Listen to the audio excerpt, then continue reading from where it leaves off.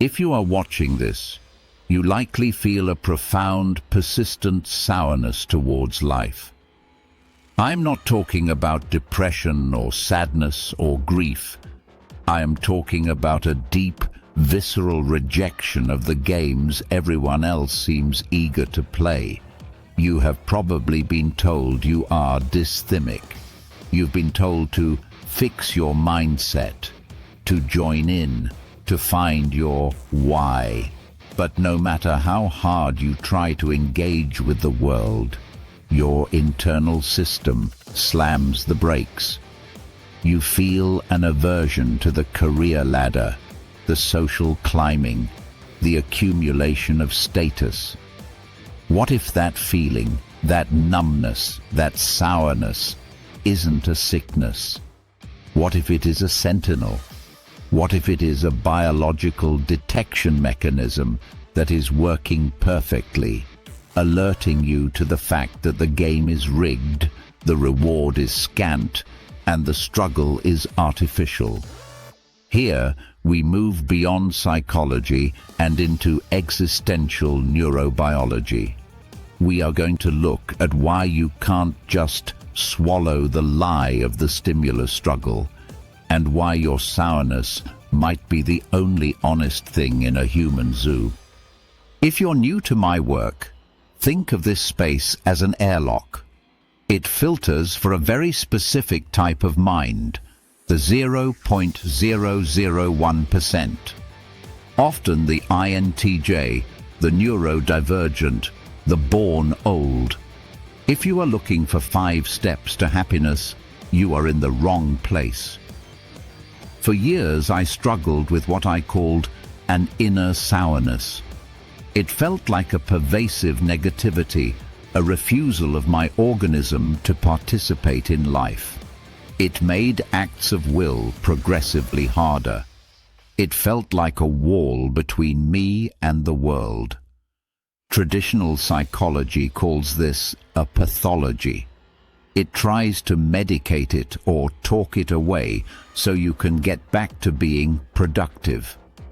Through the lens of existential neurobiology, we see it differently.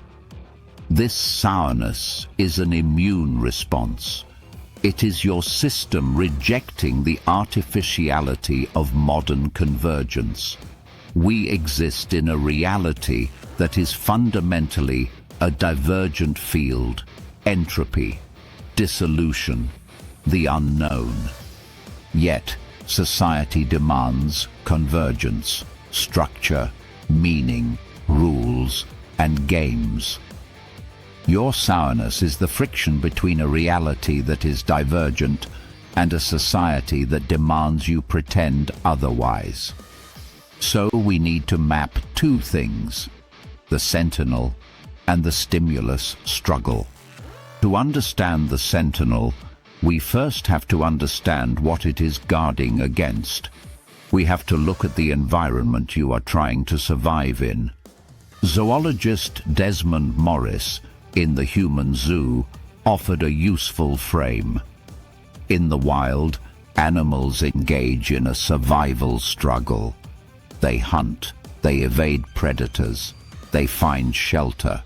Their nervous systems are evolved for this high-stakes engagement.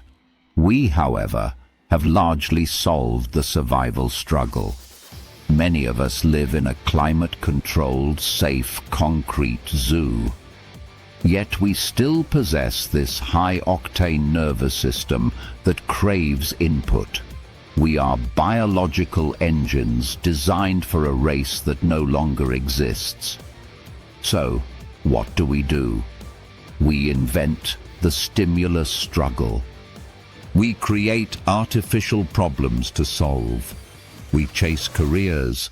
We manufacture drama. We obsess over status. We engage in the stimulus struggle to fight off the boredom of the zoo. We are effectively masturbating our nervous systems to feel alive. Society rewards this. It demands you pick a struggle, a mortgage, a career ladder, a social cause, and throw your life energy into it. It demands you enter the hedonic treadmill. You run, you achieve a goal, the dopamine hits, and then it fades. So, you run harder. You need more stimulus just to maintain the same baseline. It is cyclical, it is expensive, and ultimately, it is futile. For 99% of people, this works well enough. They are unconscious of the mechanism. They accept the game. They find meaning in the convergence. They chase the stimulus, get the hit, and then chase it again. But then, there is the 0.001%. There is you. You try to join the struggle. You try to care about the promotion or the social gathering or the new car, but you can't. You feel that sourness. This is the Sentinel. While the part of you that wants to fit in tries to engage, your visceral, intuitive center, your neurobiology, slams the brakes. It detects the artificiality. It tastes the fake food and refuses to swallow. The Sentinel sees the scant reward. It calculates the energy required to maintain the illusion of the stimulus struggle and compares it to the return. And the return is nothing. It's just more struggle. It's a loop. Your apathy isn't a failure of will. It is a successful detection of futility. Imagine standing in a casino where you know, mathematically with absolute certainty, that the machines are rigged to drain you dry. Would you play? No. You would stand there, arms crossed, feeling a bit sour that there's nothing else to do but refusing to put your coin in the slot. That is your life. Your neurobiology is born old. It has seen through the game before the game has even started. The sourness is the protective barrier that stops you from investing in a market that is guaranteed to crash. This brings us to a core concept. The act of convergence is antithetical to the nature of the divergent field. Biology pushes for unconscious convergence, survival. The mind pushes for conscious convergence, meaning. Reality itself is divergent. Your sourness is the sound of your being grinding against this antithetical friction. It protects you from the delusional illusions of convergence. It prevents you from lying to yourself practically. Here is the difficult part, the fatal insight. Once the Sentinel has been activated, once you have seen the stimulus struggle for what it is, a human zoo distraction, you cannot unsee it. You cannot go back to unconscious engagement. You cannot just decide to be happy about the mortgage or the likes on Instagram. The insight is fatal to the illusion. This leaves you in a liminal space, a space of dis-ease.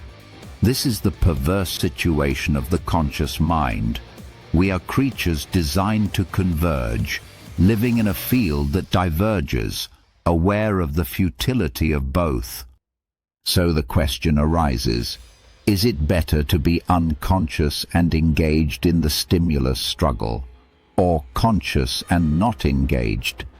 We don't want to disillusion people who are happy in the zoo. If the illusion works for them, let them play. We are not here to break their toys. We are not here to drag them across the threshold into this space of scant reward. But if you are still watching this, you are likely part of that, the 0.001%. Who are already at the threshold. You didn't choose the fatal insight.